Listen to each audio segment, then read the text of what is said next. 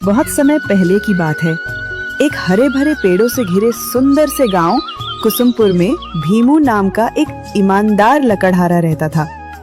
भीमू मेहनती तो था ही, अपनी छोटी सी दुनिया, पत्नी गौरी और 2 बच्चों राघव और पायल के साथ खुश भी रहता था। भीमू गांव के सबसे बड़े व्यापारी सेठ धर्मदास के लिए लकड़ी काटता था। बदले में जो थोड़े से पैसे मिलते, उसी से घर का खर्च, बच्चों की पढ़ाई और 2 वक्त की रोटी चलती थी।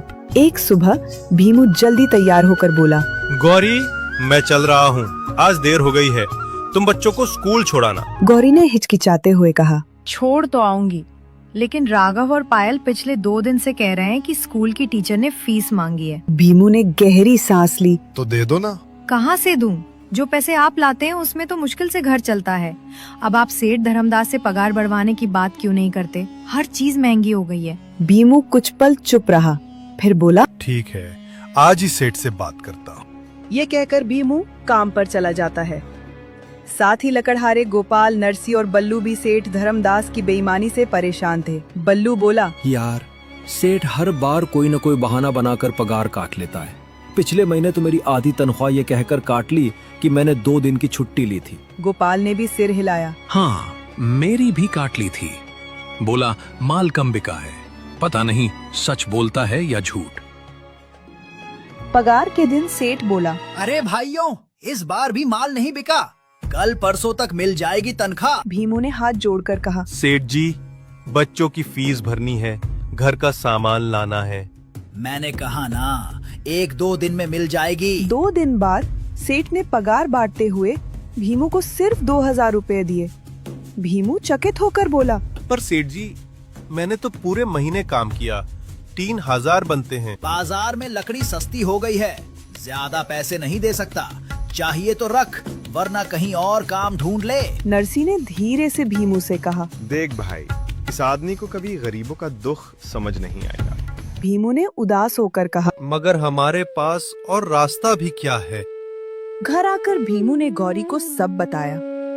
गौरी चिंतित हो गई। फिर बच्चों की फीस का क्या होगा? भीमू बोला, मैं कोशिश करूंगा सेठ जी के काम के बाद कहीं और भी काम ढूंढूंगा। अगले दिन काम के बाद भीमू पूरे गांव में काम ढूंढता रहा, पर कहीं भी सफलता नहीं मिली। थका हारा लौट ही रहा था कि सामने से भैंसों का झुंड दौड़ता हुआ आ गया। डर के मारे भीमू पास की गुफा में जा छुपा। गुफा में उसकी नजर एक पुरानी टोकरी पर पड़ी।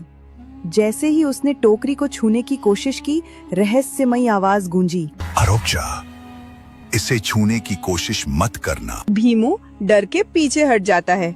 इतने में ही वहाँ पे एक जिन प्रकट होता है और वो भीमू से कहता है, मैं इस गुफा की रक्षा करता हूँ। इस गुफा में वो ही आ सकता है जिसका दिल सच्चा हो और तुम सच्चे हो। भीमू डरते डरते बोला, मुझे माफ करे, मैं सिर्फ भैंसों से बचने के लिए यहाँ आया था। जिन मुस्कुराया। डर मत, अब तुमने इस टोकरी को छू लिया है तो ये टोकरी तुम्हारी हुई। ये जादुई टोकरी है, जो भी एक चीज इसमें डालोगे वही चीज बार बार निकलती रहेगी, पर लालच मत करना वरना नुकसान होगा। घर पहुंचकर भीमू ने गौरी को सब बताया। दोनों ने सोचा, सबसे कीमती चीज क्या है? गौरी को याद आया कि एक बार भीमू को जंगल से चंदन की लकड़ी मिली थी, जो अब तक रखी हुई थी। भीमू ने टोकरी में चंदन की लकड़ी डाली और अचानक टोकरी से ढेर सारी चंदन की लकड़ियां निकल आईं। दोनों की आंखों में चमक आ गई। भीमू ने सारी चंदन की लकड़ियां बेचकर बच्चों की फीस भरी, घर का सामान खरीदा, लेकिन सिर्फ अपने लिए नहीं, उसने गोपाल, नरसी और बल्लू को भी अपने काम में शामिल कर लिया।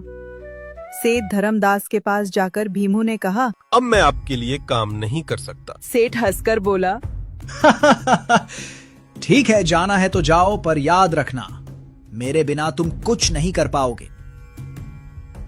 धीरे धीरे भीमू और उसके दोस्तों ने मिलकर ईमानदारी से व्यापार बढ़ाया। गांव में ही चंदन की लकड़ियों का छोटा गोदाम खोल लिया। सबने मेहनत की, किसी पर अत्याचार नहीं किया। कुसुमपुर में अब भीमू और उसके दोस्त ही नहीं, बल्कि बहुत से गरीब लोग भी इस काम से जुड़कर खुशहाल हो गए। सेठ धर्मदास का व्यापार गिरने लगा, क्योंकि उसकी बेईमानी सबके सामने आ गई थी। गांव वालों ने भीमू की ईमानदारी की सराहना की और सेठ की दुकान पर जाना छोड़ दिया। भीमू ने कभी लालच नहीं किया, सिर्फ जरूरत भर लिया। उसने सीखा, सच्चे दिल से मेहनत और ईमानदारी से किया गया काम हमेशा रंग लाता है।